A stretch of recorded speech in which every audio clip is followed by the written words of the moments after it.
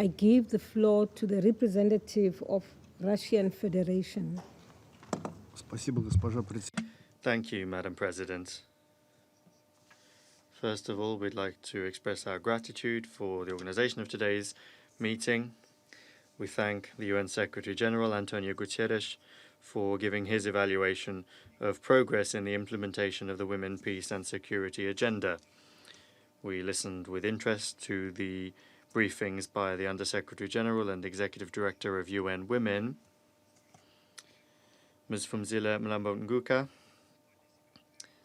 concerning the Secretariat's contribution to enhancing the role of women in the prevention and settlement of armed conflicts and the ongoing difficulties in this area. And also we listened with interest to the briefers that were invited about their work on the ground. Today's discussion confirms the relevance of Security Council Resolution 1325, which was adopted almost 2 decades ago.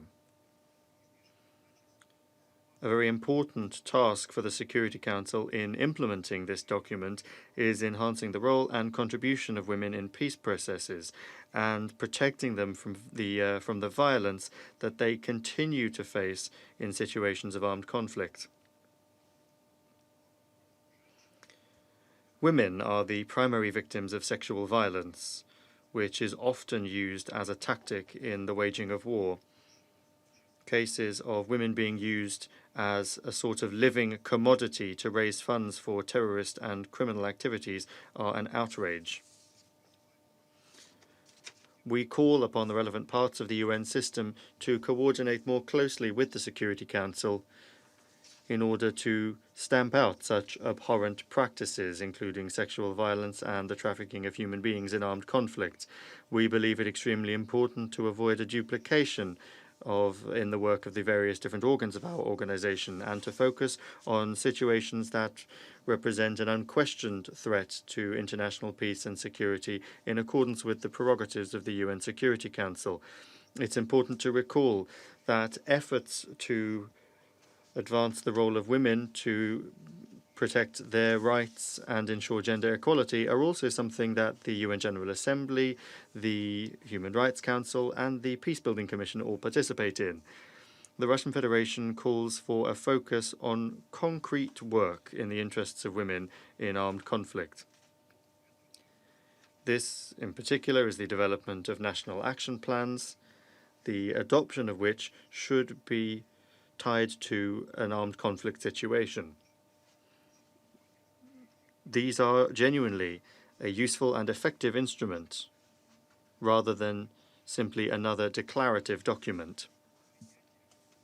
The adoption, and certainly the adoption of these plans simply for reporting requirements and to tick boxes, these plans on the implementation of Resolution 1325, cannot serve as a criteria for assessing countries' policy in the area of the empowerment of women. To effectively resolve the problems in this area, women themselves need to be involved effectively. We are therefore grateful to the Secretary-General for his constant attention to the problems of expanding the good quality participation and involvement of women in peacekeeping operations, peace negotiations, and political processes in general. Russia is a reliable partner for the United Nations when it comes to the training of peacekeepers, including women, in certified training centers.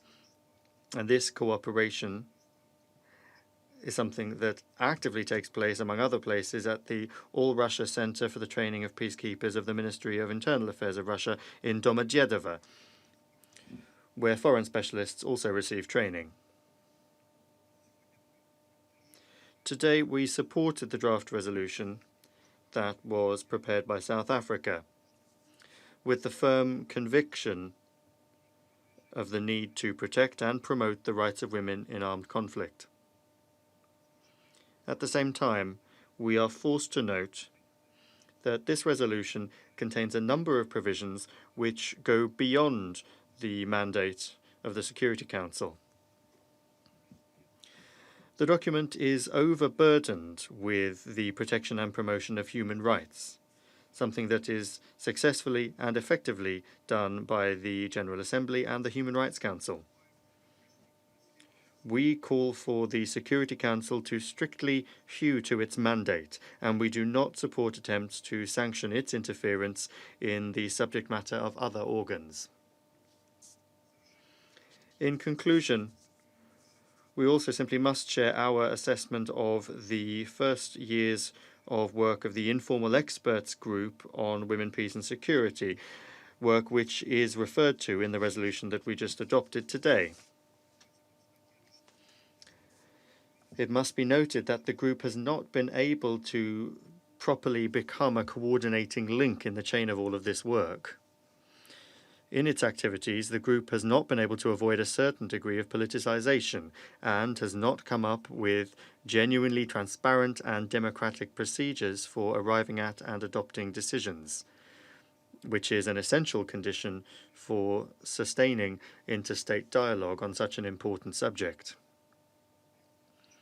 These shortcomings, of course, need to be addressed so as to justify the expectations of those states that are facing conflict.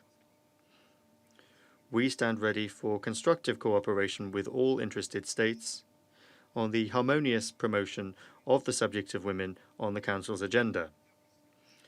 October next year will mark the 20th anniversary of the adoption of Resolution 1325. We need to come to that anniversary with united positions, showing the substantial achievements and unity of the Council. Thank you. I thank the representative of the Russian Federation for his statement.